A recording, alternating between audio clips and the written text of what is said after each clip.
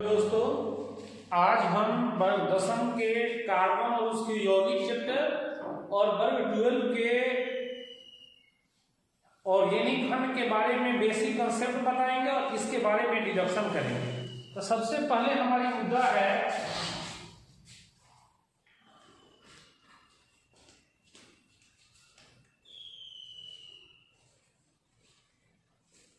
कार्बनिक यौगिक।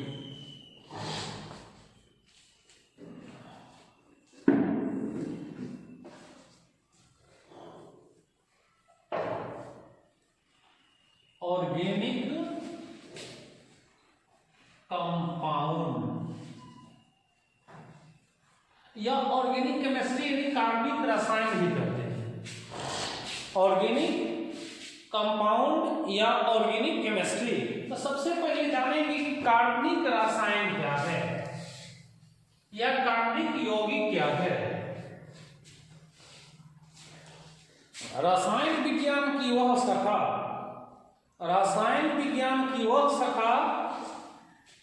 जिसमें कार्बन और कार्बन से संबंधित यौगिकों का अध्ययन करते हैं उसे कार्बनिक रसायन कहते हैं।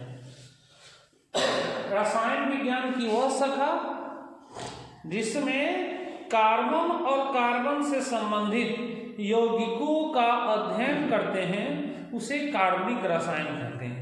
रसायन विज्ञान की वह शाखा जिसमें कार्बन और कार्बन से संबंधित यौगिकों का अध्ययन करते हैं उसे क्या कहते हैं? कार्बनिक रसायन।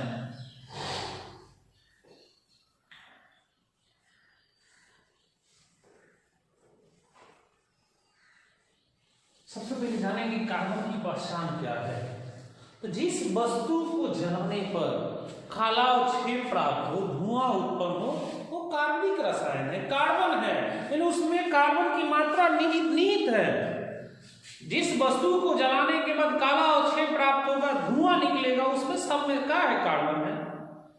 लकड़ी, कोयला, गोईठा, मांस जिसके हम जलाते हैं तो धुआं उत्पन्न होती है, यानी कार्बन की मात्रा क्या है? मौजूद है। अब हम कार्बन और यौगिक में पढ़ रहे हैं। इसका खंडन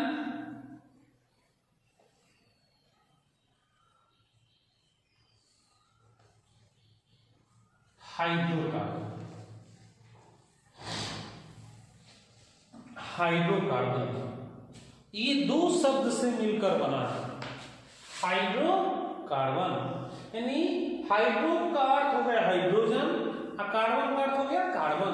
यानी वैसे यौगिक जिसमें हाइड्रोजन और कार्बन की मात्रा निहित होती है उसे क्या कहते हैं? हाइड्रोकार्बन कहते हैं। या वैसे रसायन विज्ञान की वह शाखा जिसमें हाइड्रोजन और कार्बन के संयोग से बने यौगिक को हाइड्रोकार्बन कहते हैं, या हाइड्रोजन और कार्बन के सम्मिलन को हाइड्रोकार्बन कहते हैं। इसको जिस तरह चलाएंगे उस तरह करेंगे। नहीं, हाइड्रोकार्बन दो शब्द से बना है, हाइड्रो और कार्बन। हाइड्रो का अर्थ हाइड्रोजन और कार्बन का अर्थ कार्बन। यानी वैसे यौगिक जिसमें हाइड्रोजन और कार्बन की मात्रा मौजूद होती है उसे हाइड्रोकार्बन कहते हैं। वैसे यौगिक जिसमें हाइड्रोजन और कार्बन की मात्रा मौजूद रहती है उसे हाइड्रोकार्बन कहा जाता है। या हाइड्रोजन और कार्बन के सम्मिलन को हाइड्रोकार्बन कहते हैं। जिस तरह लिखना है लिखेंगे हम। हाइड्रोजन और कार्बन के सम्मिलन से जो यौगिक बनता है उसे क्या कहते हैं? हाइड्रोकार्बन। इसके दो रूप होते हैं।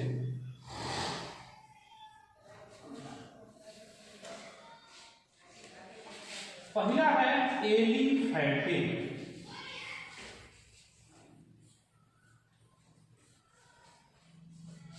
और दूसरा है एरोमेटिक।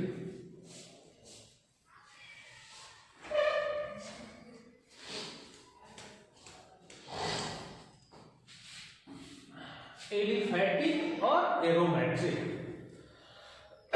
अब हम एलिफैटिक के बारे में जानेंगे। एलिफैटिक हाइड्रोकार्बन क्या है? तो किसी भी डिफिनेशन तोड़ने के लिए वैसे जोड़ देंगे। यानी वैसे हाइड्रोकार्बन जिसमें कार्बन और कार्बन परमाणु के बीच जो भी रिश्ता होगा सब कार्बन पर होगा। खुली का अपोजिट बंद हो जाएगा।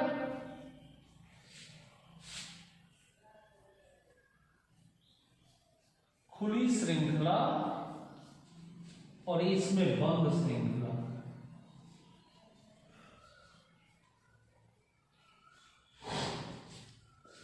अब हम जानेंगे कि एलिफैटिक हाइड्रोकार्बन क्या है। यानी एलिफैटिक हाइड्रोकार्बन यानी वैसे हाइड्रोकार्बन जिसमें कार्बन और कार्बन परमाणु के बीच खुली श्रृंखला, किस श्रृंखला की, यानी ओपन चैन का निर्माण होता है, उसे एलिफैटिक हाइड्रोकार्बन कहा जाता है। फिर समझेंगे किसी चीज के डिफिनेशन, जैसे हम अपने पिताजी के नाम में श्रीमान लगाते हैं, श्री लगाते हैं, माता जी के नाम में श्रीमती लगाते हैं, उसी प्रकार डिफिनेशन में वैसे तोड़ देंगे एलिफैटिक, वैसे हाइड्रोकार्बन जिसमें कार्बन और कार्बन परमाणु के बीच खुली श्रृंखला का निर्माण होता है, उसे हम एलिफैटिक हाइड्रोकार्बन कहते हैं। एरोमेटिक सब डिफिनेशन लिखते हैं यहीं पे, एरोमेटिक। तो वैसे हाइड्रोकार्बन जिसमें कार्बन और कार्बन परमाणु के बीच, एरोमेटिक है वैसे हाइड्रोकार्बन जिसमें कार्बन और कार्बन परमाणु के बीच बंद श्रृंखला का निर्माण होता है, उसे हम एरोमेट्रिक हाइड्रोकार्बन कहते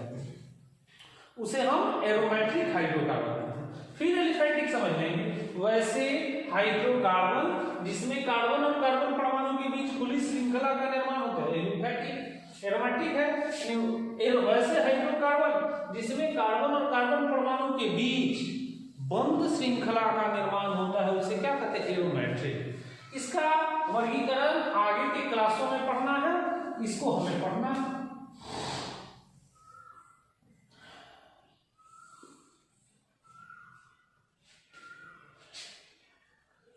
एक वो है संतृप्त, दूसरा है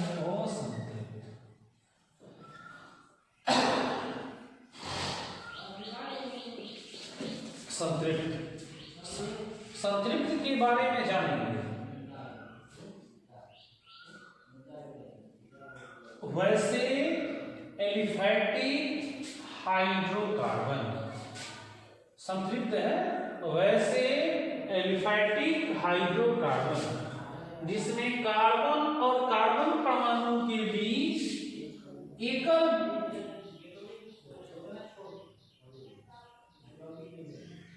बंध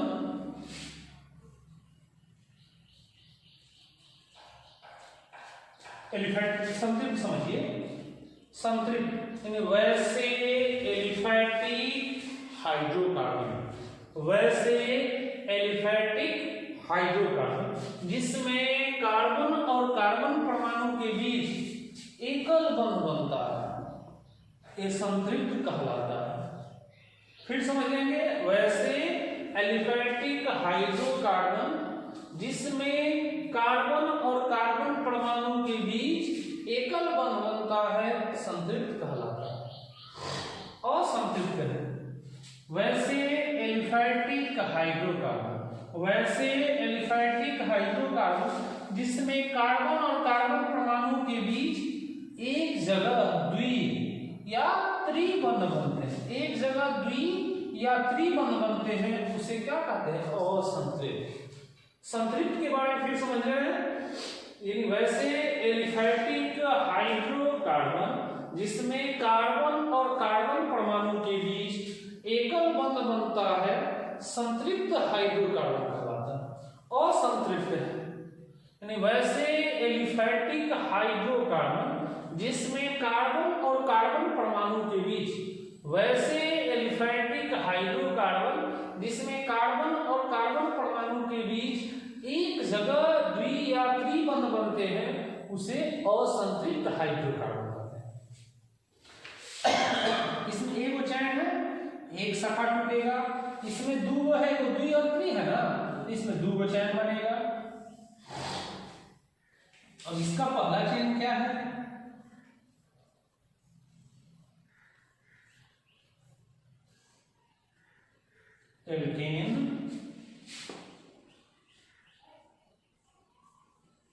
एल्कीन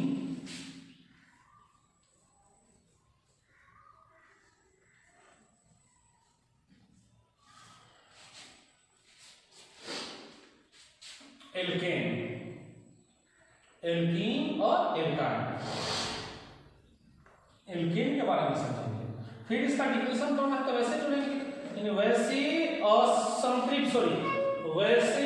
संतृप्त एलिफैटिक हाइड्रोकार्बन, वैसे संतृप्त एलिफैटिक हाइड्रोकार्बन जिसमें कार्बन और कार्बन परमाणु के बीच एकल बंध बनता है, एल्केन कहलाता है। एकल बंध बनता है एल्केन। इसका सामान्य सूत्र होता है CnH2n+2 तथा इसके यौगिक के निर्माण में इन प्रत्यय जुट जाता है। एल्केन वैसे संतृप्त एलिफैटिक हाइड्रोकार्बन, वैसे संतृप्त एलिफैटिक हाइड्रोकार्बन, वैसे संतृप्त एलिफैटिक हाइड्रोकार्बन जिसमें कार्बन और कार्बन परमाणु के बीच एकल बंध बनता है, एकल बंध बनता है, एल्केन कहलाता है। इसका सामान्य सूत्र CnH2n+2 होता है। इसके यौगिक के निर्माण में N प्रत्यय जुड़ता है, N प्रत्यय जुड़ता है। फिर एल्केन के बारे में जानेंगे, वैसे संतृप्त एलिफैटिक हाइड्रोकार्बन जिसमें कार्बन और कार्बन परमाणु के बीच एकल बंध बनता है, एल्केन कहलाता है। इसका सामान्य सूत्र CnH2n+2 होता है। इसके यौगिक के नामकरण में N प्रत्यय जुटता है, N प्रत्यय जुटता है, एल्कीन है।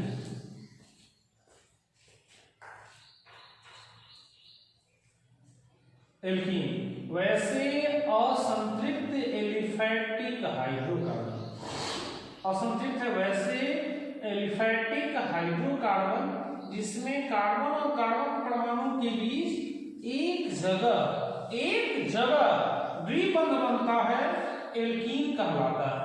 इसका सामान्य सूत्र CnH2n होता है क्योंकि इसमें से दो को कम होते जाएगा। एल्कीन वैसे असंतृप्त एलिफैटिक हाइड्रोकार्बन, वैसे असंतृप्त एलिफैटिक हाइड्रोकार्बन जिसमें कार्बन और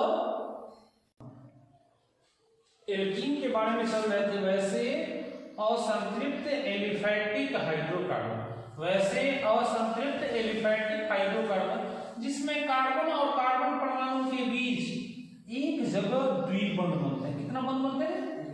एल्कीन कहा था। इसका सामान्य सूत्र CnH2n होता है, दो कम हो गया, इसमें इन प्रत्यय जुड़ता है। यौगिक के निर्माण में इन प्रत्यय जुट जाता है, इन प्रत्यय जुट जाता है। अब एल्काइन है तो इसका होगा वैसे असंतृप्त एलिफैटिक हाइड्रोकार्बन, वैसे असंतृप्त एलिफैटिक हाइड्रोकार्बन जिसमें कार्बन और कार्बन परमाणु के बीच, जिसमें कार्बन और कार्बन परमाणु के बीच एक जगह त्रिबंध बनते हैं। फिर एल्काइन का देखिए, वैसे असंतृप्त एलिफैटिक हाइड्रोकार्बन, वैसे असंतृप्त एलिफैटिक हाइड्रोकार्बन जिसमें कार्बन और कार्बन परमाणु के बीच एक जगह त्रिबंध बनते हैं, एल्काइन कहलाते हैं। इसका सामान्य सूत्र CnH2n-2 होता है तथा इसके यौगिक के निर्माण में आयन प्रत्यय जुट जाता है, आयन प्रत्यय जुट जाता है। फिर सारे का एक बार डिफिनेशन हम लोग देख ले रहे हैं। सबसे पहले हम जानेंगे कार्बनिक यौगिक क्या है, यानी रसायन विज्ञान की वह शाखा जिसमें कार्बन और कार्बन से संबंधित यौगिकों का अध्ययन करते हैं, उसे कार्बनिक रसायन कहते हैं। इसका एक भेद हाइड्रोकार्बन है। ये दो शब्द से मिलकर बना है hydrogen plus carbon, hydrogen plus carbon. यानी कहने का अभिप्राय है कि वैसे यौगिक जिसमें हाइड्रोजन और कार्बन की मात्रा मौजूद रहती है उसे हाइड्रोकार्बन कहा जाता है। यानी वैसे यौगिक जिसमें हाइड्रोजन और कार्बन की मात्रा मौजूद होती है हाइड्रोकार्बन, या वैसे यौगिक जिसमें हाइड्रोजन और कार्बन के सम्मिलन से मिलने से जिस यौगिक का निर्माण होता है उसे क्या कहते हैं हाइड्रोकार्बन। ये दो भेद है, एलिफैटिक और एरोमेट्रिक। एलिफैटिक के बारे में जानेंगे। वैसे हाइड्रोकार्बन जिसमें कार्बन और कार्बन परमाणु के बीच खुली श्रृंखला का निर्माण होता है, खुली श्रृंखला का निर्माण होता है उसे एलिफैटिक कहते हैं। एरोमेट्रिक है, यानी वैसे हाइड्रोकार्बन जिसमें कार्बन और कार्बन परमाणु के बीच बंद श्रृंखला का निर्माण होता है उसे एरोमेट्रिक हाइड्रोकार्बन कहते हैं। इसका दो भेद है, संतृप्त और असंतृप्त। तो संतृप्त के बारे में जानेंगे कि वैसे एलिफैटिक हाइड्रोकार्बन जिसमें कार्बन और कार्बन परमाणु के बीच एकल बंध बनता है संतृप्त कहलाता है। असंतृप्त यानी वैसे एलिफैटिक हाइड्रोकार्बन जिसमें कार्बन और कार्बन परमाणु के बीच एक जगह द्वि या त्रिबंध बनते हैं, एक जगह द्वि या त्रिबंध बनते हैं उसे कहते हैं असंतृप्त हाइड्रोकार्बन। अब इसका एक भेद एल्केन है, इसमें दो है तो दो सेक्टर में बट गया। एल्केन के बारे में तो वैसे संतृप्त एलिफैटिक हाइड्रोकार्बन जिसमें कार्बन और कार्बन परमाणु के बीच एकल बंध बनता है एल्केन कहलाता है। इसका सामान्य सूत्र CnH2n+2 होता है तथा इसके यौगिक के नामकरण में n प्रत्यय जुट जाता है।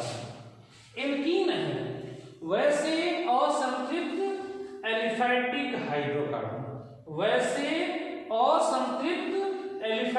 हाइड्रोकार्बन जिसमें कार्बन और कार्बन परमाणु के बीच एक जगह द्वि बंध बनते हैं एल्कीन कहलाते हैं। इसका सामान्य सूत्र CnH2n होता है तथा इसके यौगिक के निर्माण में इन प्रत्यय जुट जाता है। एल्काइन वैसे असंतृप्त एलिफैटिक हाइड्रोकार्बन जिसमें कार्बन और कार्बन परमाणु के बीच एक जगह त्रिबंध बनते हैं एल्काइन कहलाते हैं। इसका सामान्य सूत्र CnH2n-2 होता है तथा इसके यौगिक के नामकरण में आइन प्रत्यय जुट जाता है। ये बंध दशम के कार्बन और उसके यौगिक में होंगे। 11th और 12th के लिए भी ऑर्गेनिक सेक्शन में मिलेंगे तीसरा खंड, और 12 में भी ऑर्गेनिक सेक्शन में मिलेंगे। और कल देखिए ये सारे डिफिनीशन आज कार्बनिक यौगिक, हाइड्रोकार्बन, एलिफैटिक, एरोमेट्रिक, संतृप्त, असंतृप्त, एल्केन, एल्कीन, एल्काइन का डिफिनीशन लिखवा लिए, याद कीजिए तो समझा दिए। अगर इसमें कोई प्रॉब्लम होगा तो कल नेक्स्ट क्लास में कल इसका सबका डिफिनीशन लिखवा देंगे, इससे बनने वाले यौगिक के बारे में जिक्र करेंगे, और तब कल हम इसी एल्केन, एल्कीन और एल्काइन से बनने वाले यौगिक को बताएंगे, और तब अगला अध्याय हम लोग स्टार्ट करें। बस धन्यवाद।